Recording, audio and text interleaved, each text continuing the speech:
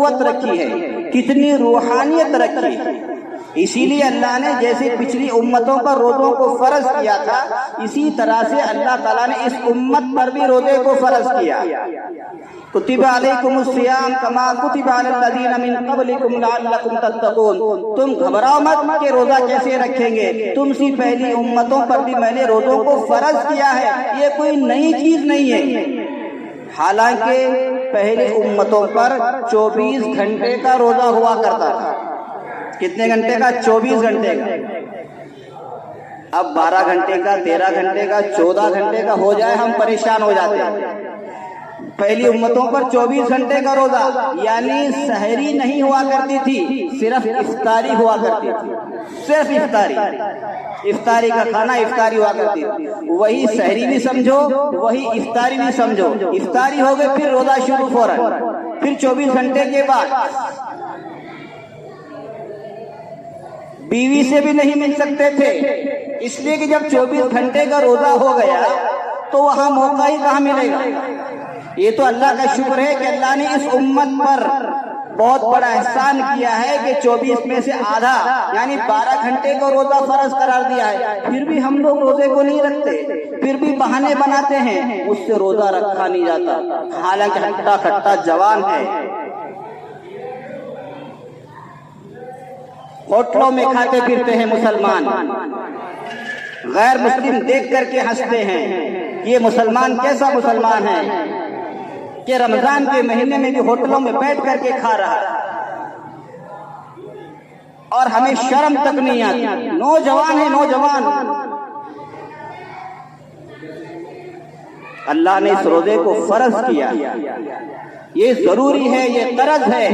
اگر روزہ نہیں رکھیں گے پھر بعد میں پھر رکھنا پڑے گا، یہ ہمارے ذمے سے ساقط نہیں ہوگا جب تک ہم روزے کو رکھیں گے نہیں۔ اتنی اہمیت روزے کی اللہ نے اسی لیے 11 مہینے کے بعد 12واں مہینہ رمضان کا رکھا ہے، تاکہ ایک رمضان کے پورے رمضان کے مہینے روزے رکھیں گے تو فرض ثابت ہو جائے گا، اور اللہ تعالیٰ اس کے ذریعے سے امت مسلمہ کے اندر قوت، جسمانی قوت اور روحانی قوت، دونوں ہی قوت لانا چاہتے ہیں۔ اور ہم یہ سمجھتے ہیں کہ روزہ رکھنے کے بعد آدمی کمزور ہو جاتا ہے، بیمار ہو جاتا ہے، پریشان ہو جاتا ہے، ایسا نہیں ہے۔ روزہ رکھنے کے بعد اللہ تعالیٰ قوت دیتے ہیں۔ آپ اندازہ لگائیں، جب آدمی روزہ رکھتا ہے وہ عبادت بھی زیادہ کرتا ہے، اور دنوں کے مقابلے میں جب آدمی پھل کھا لیتا ہے، پیٹ بھر کے کھا لیتا ہے، تو اسے نشہ سوار ہو جاتا ہے۔ کھانے کے اندر نشہ ہوتا ہے، نشے کی چیزوں میں نشہ نہیں ہوتا، جو چیزیں ہم کھاتے ہیں اس میں بھی نشہ ہوتا ہے۔ یہ آپ گیہوں کی روٹی کھائیں، اس میں پھل نشہ، جوار کے مقابلے میں، جواری روٹی کے مقابلے میں گیہوں کی روٹی میں یعنی چپاتی میں نشہ رکھا ہے، طاقت ہے اس کے اندر، قوت ہے، اس لیے نشہ آ جاتا ہے۔ اس طرح کی بہت سی چیزیں ہم کھاتے ہیں، جب کھانے کے بعد میں انسان پر نشہ آ جاتا ہے، نشے کی وجہ سے سستی ہو جاتی ہے، سستی ہونے کی وجہ سے آدمی کاہل ہو جاتا ہے، پھر سونے کے لیے بستر تلاش کرتا ہے۔ اسی لیے فرض نماز پڑھنا بھی اس کے لیے مشکل ہو جاتا ہے۔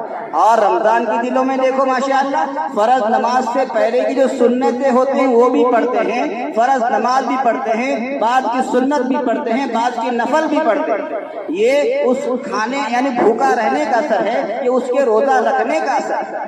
اللہ تعالیٰ روزے کی وجہ سے قوت دیتے ہیں، اس لیے ہمیشہ یاد رکھیں، اللہ نے ہم پر روزے کو فرض قرار دیا ہے تو اس کو ادا کرنا ہی کرنا ہے، دل چاہے یا نہ چاہے۔ ہاں جو مریض ہے، شوگر وغیرہ کے جو مریض ہیں، ان کے لیے گنجائش نکل سکتی ہے، لیکن باقی لوگوں کے لیے کسی قسم کا کوئی، کیا اگر ڈاکٹر ہی بتا رہا کہ اس کے لیے روزہ نقصان دے سکتا ہے، ڈاکٹر، مسلمان ڈاکٹر، ہمیشہ یاد رکھیں ڈاکٹر کا مطلب ہوتا ہے مسلمان ڈاکٹر سے مشورہ کرنا ہے، اس لیے کہ وہ شریعت کے مسائل کو کچھ نہ کچھ سمجھتا ہے۔